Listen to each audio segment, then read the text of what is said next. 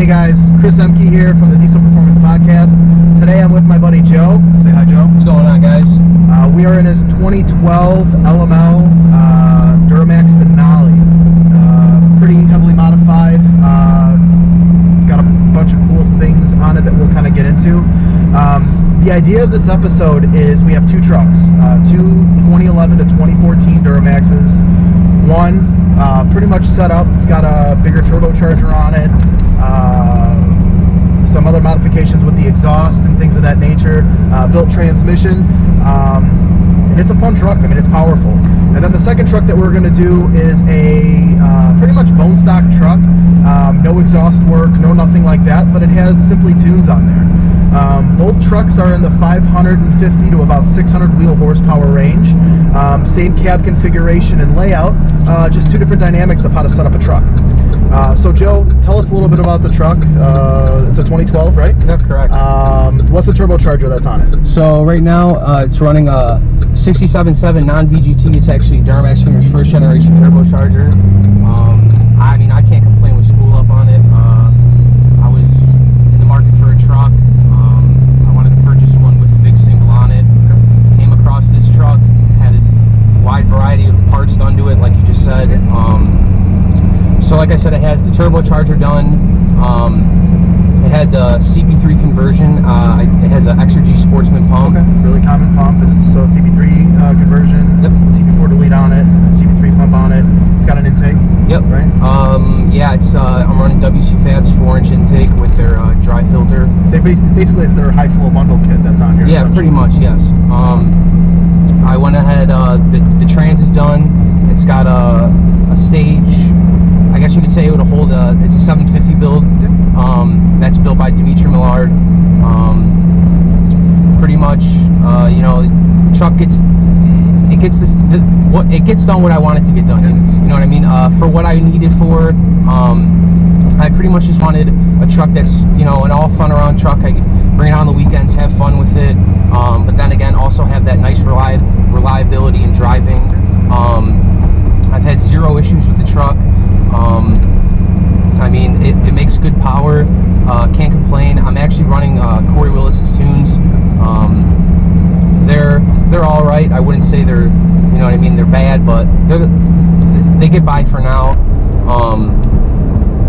Pretty much, the truck's on stock injectors. I was looking to do 60 overs maybe in the future, maybe with a 10 mil in the valley, but I haven't fully decided yet on which kind of route I want to go to. Like I said, the setup that the truck has now is more than enough for me. So we've talked a lot about different setups and different power numbers and what's good for a daily driver and stuff like that. So I'm sure with our conversations that's going to change a couple more times in the future. But yeah, you know, the truck's gorgeous, guys. You know, it's a white 2012 Denali. Like I said, it's reverse leveled, so it's lowered. It's on a 20-inch wide wheel on a set of Nitto 420s. I mean, it drives like a Denali should drive. Right? Yeah. It drives really smooth. So the idea here, guys, is, you know, this is I guess a little bit of background. The version of the Stealth that's on this truck is it's an S467.7 center section that has been housed by a couple of custom housing. So it has a custom exhaust housing, it has a custom compressor housing, and then that's made it onto an S400 center. So this is truly a single S400 that's on the truck. When we were in development on this turbocharger years back in 2015, we wanted to be able to develop a turbocharger that was going to make the power that the S400s are capable of making while offering drivability to more or less mimic what a stock turbocharger might be capable of offering.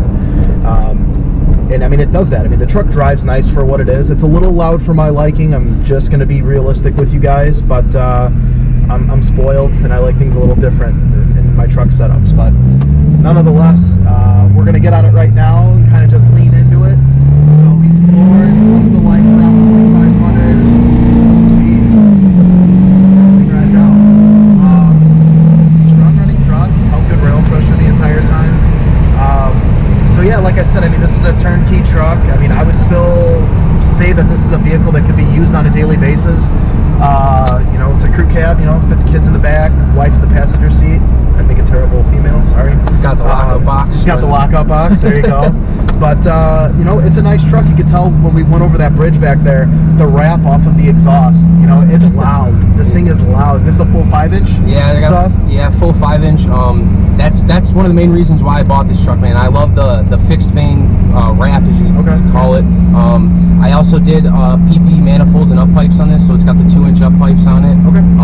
That, I guess, it lowered EGTs a little bit, not by much, but the sound on it, it definitely changed the sound on it, and I love it. And I mean, I think there's a different era, right? There's different guys, different interests or wants with the diesel truck. You're a little bit younger than myself. When I was 19, 20, 21 years old, you know, I was after a big exhaust, big turbocharger. I wanted that aggressive sound. With some of that comes some drivability scenarios, which by all means, this truck drives nice. But there's a couple things that I think the variable vane kind of offers and a quieter truck would offer, which we'll kind of get into. But I mean, overall, I mean, the truck drives really, really, really nice. Yeah, I mean, the way that the power is delivered, that's another thing. I was fighting. I wanted to sell the truck for the longest time, but I decided, you know what, might as well just keep it. Like you were saying, it is a beautiful truck. This is the first white truck I've ever owned. But just the way the power is delivered through the truck, it's the smoothest power that I've ever felt in my life. Now, I've been in trucks, you know, Mitch, you know, I have a couple of buddies with built trucks, and the way the power's, you know, put down, it's a little jerky, you know, those shifts, you know, bounce back and forth in your seat. This thing, it just puts the power down to the ground, and it's just a smooth sailing drive for you. No, I mean, it definitely comes to life. I mean, it comes to life a little later in the RPM band. When this turbocharger was designed, this is a drop-in 800 horse capable turbo that we've mimicked multiple times on our Mustang dyno at our shop. We've ran it in compound setups to potentially make 1,200 wheel horsepower, and it's been home to trucks that are running 9s with Allisons. You know, we have a buddy, Brett Kell, which we've done a ride along in the past, me and Paul Wilson.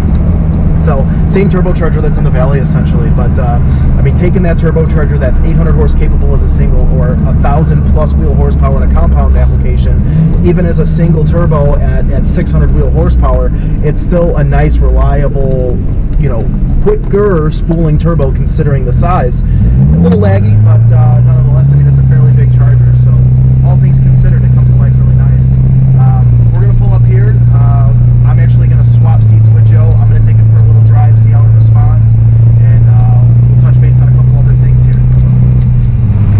All right, guys. So we're back. We played musical chairs, or Chinese fire drill, if you will. I'm behind the driver's seat of this 2012 LML. I'm fond of these things. I've been around and been behind the wheel of a few of them at this point.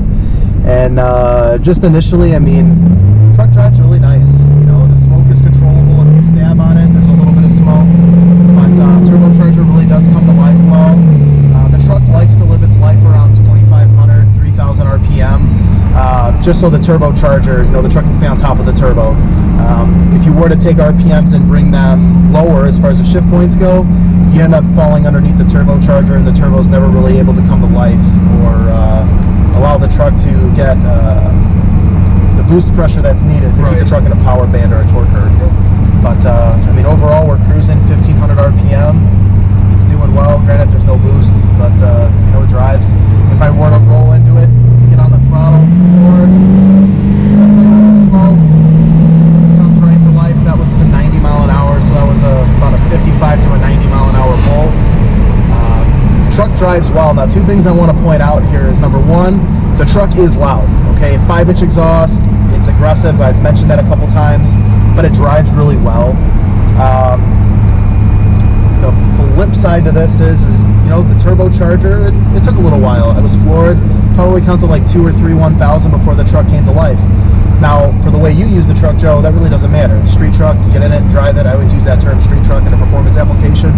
But you know, if you were to ever tow, right, or hook up a trailer, it might not necessarily, you could do it, of course, but there's better options that might actually be out there. Different variable vane options and things of that nature. But overall, I mean, it's a nice driver. I could see driving this thing. You know, you live in more of a congested area, more of like a city-based area, where stop-and-go traffic down some of those roads, it's not the worst thing. No. But getting up on the open road like this is, of course, going to be a little nicer. Yeah, it's definitely a lot nicer when you hit open roads. You know, you can definitely hear that turbo scream, like you were saying. The turbo stereo's loud too. Yeah. I mean, you hear that thing in the cab. And that was one thing I wanted to point out too, is these trucks, the ability to block out sound outside on these newer trucks versus the older ones. You know, Paul and I have been in a lot of trucks in the past where, man, our old Scottsdale or our Apache, you hear everything going on in that engine bay. Where this, I mean, you can hear the noise. I'm talking a little louder as the truck's higher in RPM. But, you know, all in all, I mean, it does a nice job to block everything. They've come a long way with these things. So, you were saying earlier, you know, you had other goals that you might do, maybe some bigger fuel, bigger things like that. Yeah. Have you thought about maybe going back to like a different variable vane style or going bigger, or what does that look like? So, all the work that I usually do to my trucks, I usually do it between me and my two cousins, Ben and Tim. They've been very helpful with me throughout the years with all the trucks. My cousin Matt, he's been the one that's he's kind of on my side with more things. Like, I'm more of a fixed vane type guy. Okay. Now, where I have, you know, Matt's over here trying to push, you know, let's do a VVT setup. The truck will spool a lot faster, and don't get me wrong, it would, and that would be something nice, say for if I was towing trailers. Right. But for what I use the truck, what application the truck's used for, I'd rather keep a big single on it. Well, I think there's a lot of there's a lot there for the application. You know, I get a lot of guys on the phone. Hey, you know, like you just said, my one cousin says to go this route, my other cousin and I like this route, and I get guys who are like, oh, well, my buddy said that I can run a big S400 and I can do this and I can do that. Will the truck run? Yeah, the truck will run, but it's about spool up, and we talk about this time and time again. It's always about the reaction or the response, if you will, of how the turbo comes into play. You know, coming from like my truck, you know, being it's a Cummins, a little different platform, but stock over an S400, by 1200 RPM, the truck's in boost. You know, that thing's a dream to tow with. You know, this, like right now, how it just shifted and it's at 1500 at no boost, this thing, I mean, you'd be working against itself to keep the trailer going. Yeah. You have to use manual mode and tab shift, which is an option, but again, you're working around the turbocharger, you're driving around it. Right. On the highway, I do a lot of highway driving. Typically, the truck, when it's in 6th gear lockup, those RPMs will be super low, so the turbo obviously will be running no boost. That's the time where it's kind of like, all right, you know what I mean? It's, you know, a VVT in this situation or a VGT turbo in this situation would be perfect. Yeah. I mean, just as reference, you know, we have another, you know, the second truck I'll be in here shortly, but we're at 1600 RPM at 70 mile an hour. The truck's making 1 pound of boost. If I floor it, I'm still flooring it. It just got to 5 pounds. So from 70 to 75 mile an hour, a little bit of smoke behind us. I mean, it took a little bit of time to get the turbocharger in motion. These are the type of drivability scenarios that we're always talking about when we're talking about going to a bigger style turbocharger. There's different variable vanes as well. Just because you put a variable vane on a truck doesn't mean it's not going to be laggy. There's a lot that goes into it, the dimensions and exhaust housings and turbine wheels and turbine profiles, the fin blade count, things of that nature. But again, like I said before, all things considered, I mean, it drives nice. Yeah. I'd like it to spool a little quicker, but that's just, I'm old. So. I mean, I can't complain with how it drives. Spooling could be an issue sometimes. Typically, like if I'm on the highway, let's say, and you know, like I said, I'm in 6th gear lockup, and some guy pulls up next to me, I will throw it down in a tap shift. You'll tap it, go yes, down. and I'll tap it down to like, you know, 5th gear, top of 5th, and the turbo, it'll be right on top of the charger, and all I gotta do is just lay into it. We're going, but. And like you said, you know, you don't use this truck as a tow rig. This is your daily driver. This is your play toy. I know that you've done, you know, some drag strip stuff, some sled pull stuff, I'm sure, you know, stuff like that. This isn't your, you know, oh, I'm going to hook up an RV and go cross country with the family or anything like that. But very cool. Well, Joe, I appreciate you taking the time letting me drive your truck. I'm going to lean on it one more time here. That's fine. Do some tow haul settings on this and just get one nice roll, and then, guys, we're going to follow up with the next truck.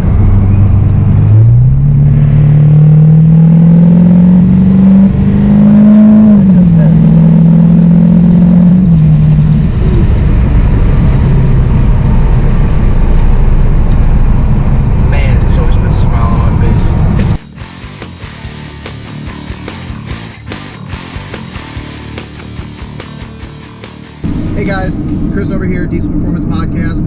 Today I'm here again with Joe. What's going on, guys? So, little change of plans. In the clip prior to this, I said that we were going to get into another truck with another gentleman who is the owner of this truck and interview him and then kind of go from there. Well, we have 9 to 5 jobs and we have to maintain our responsibility. So me and Joe are in Mike Getschell's truck. Mike Getschell is a tech over at the shop at Calibrated Power Duramax Tuner. So we improvise. That's what I do on a daily basis. So Joe, thank you for joining me on this next trip, hey, no drive, problem. if you will. No problem, man.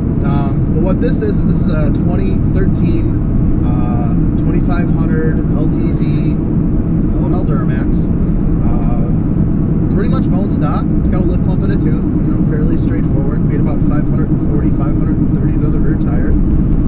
It's got a cool set of 20x9, black fuel Maverick wheels on a 33-inch mud-terrain tire. But other than that, stock intake, stock exhaust, nice and quiet. So that's the first thing I'm going to note here, guys, is it's nice and quiet. Come up to a stop sign. We're going to pull through here. Safety first. So Joe, you've been driving the truck. We've been 10 minutes into this drive, kind of getting a feel for it. Now the last truck that we were just in was yours, which we don't have to recap because that's going to be in this clip prior. What's your first feel? What's the first characteristics? First experience like? Oh man, it's super quiet, man. I don't know. I've always been a guy for loud trucks, but this may be changing me, man. The power level's nice. I love that I'm not hearing my, no drone. That's the first thing. There's no drone at all, and it's really starting to come after me, man. I'm really starting to like it. Truck drive's really smooth. This is my first compliant truck drive I've ever drove, so it's definitely a game changer for me. But no, man, I like it so far. It definitely drives smooth, and the power delivery's there. One of the things that when I first came into our company, started working for Nick back in the beginning of 2014. One of the things that we always talked about, I came from the older Cummins stuff. I've had a couple Duramaxes in the past. I always liked loud, trucks were always cool. So I think there's a couple things that come into that, but I think that there's a demographic and an age group. When I was your age, it was always loud, obnoxious. I had hood stacks on trucks, vent stacks on trucks, 5-inch straight pipe exhaust, whatever. And back then, the diesel industry was a lot younger. It wasn't as matured as it is now. Not matured in a perspective of you're older and, I'm going to keep one truck one way or the other, but matured in the aspect of as technology has improved and as we've been able to set these trucks up, you don't need a 5-inch straight pipe exhaust to make 500 horsepower or 600 or 700 horse, but 6, 7, 8, 9 years ago, that was kind of the thing, that's what you did. You got a truck, you put a big exhaust you could on it right away. Now as technology is advanced, we're able to kind of do that with more of the stocker trucks, and granted there's other moving parts, like this has, but the power delivery, granted the turbochargers are a little different, and what I had mentioned prior was this truck is a stock turbo truck. Your truck is an aftermarket turbo. It has one of our Generation 1 Stealth 67.7s. That's correct. So there is a little bit of difference in the spool up and the drivability perspective, but we're still within somewhat of the same power range. Yeah. Okay. And I want to point out a couple things with this. Stock LML turbo, 540-ish, 530 wheel horsepower limited. You can push it to 550-ish, but the turbocharger is out of its efficiency range. So one of the things that guys, when I'm on the phone with, my LB7, right, stock turbo made 570. Okay, well, your tuner is throwing and driving the hell out of that turbo to make that happen. It's all inefficient hot air. A couple months later, they have a motor failure, whatever that looks like, right? So there's, just because the turbo can support that or offer you that power doesn't mean that's necessarily the best. So the specific turbo for the power number and the efficiency and keeping temperatures in check all kind of come together. But nonetheless, we're still within about 60 to 70 horsepower between trucks. It's very common for guys to throw a bigger turbocharger on a stock injector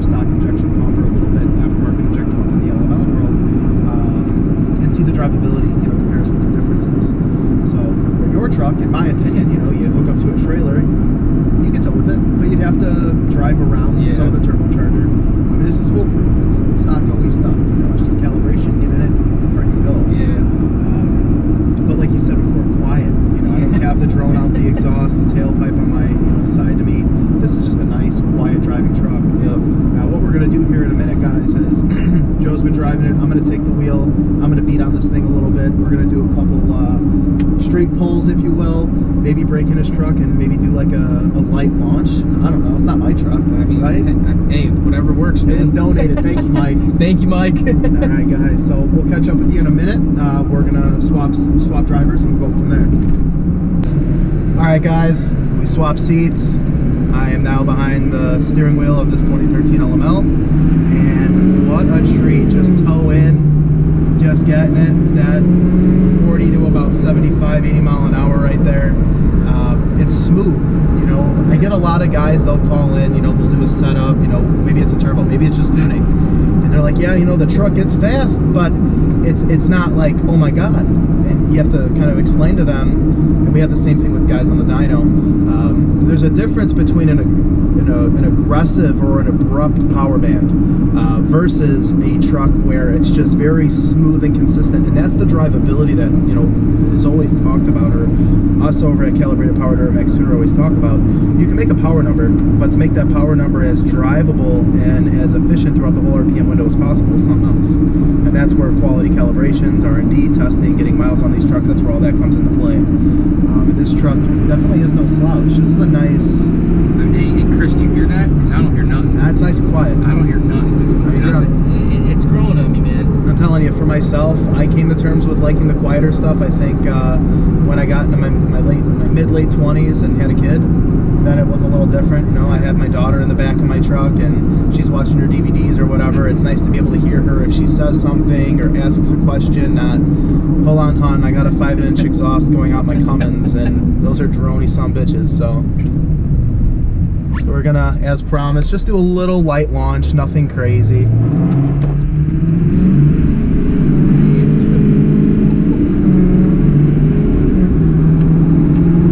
Mike's gonna be pissed. Dude, once again though, dude, the That thing got up and just went. Dude, the power number is so damn smooth, Chris. Like, that was impressive. I was not expecting that. I was honestly not expecting that. And I really didn't do much of a launch. That was probably like 8-9 pounds. Nothing crazy. But I mean, I felt the tires slip a little bit and it went. I was in 4-wheel drive.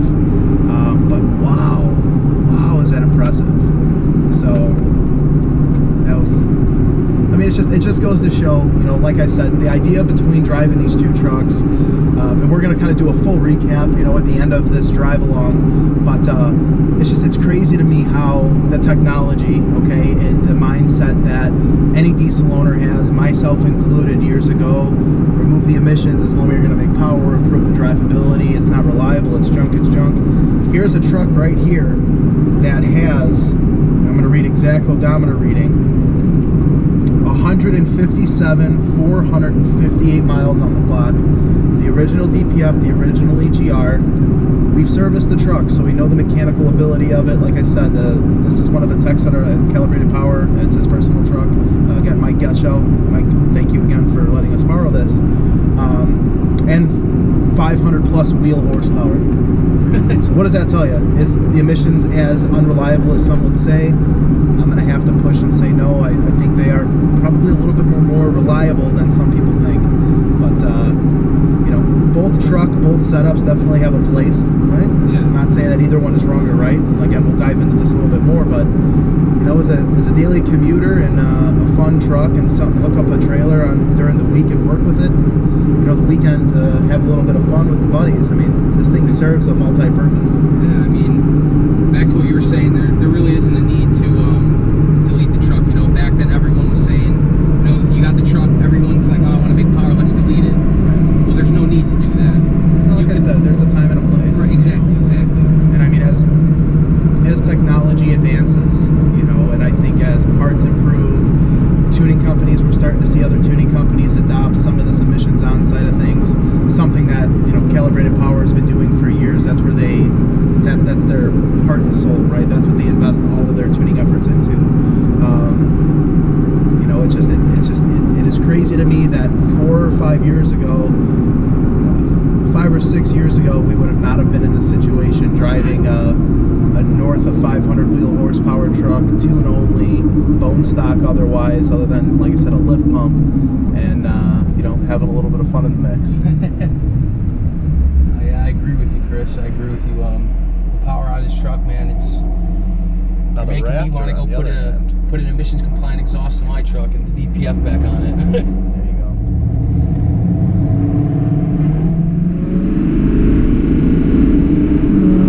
That was rolled on at 60 already. Now we're gonna stop because they're stopping up ahead.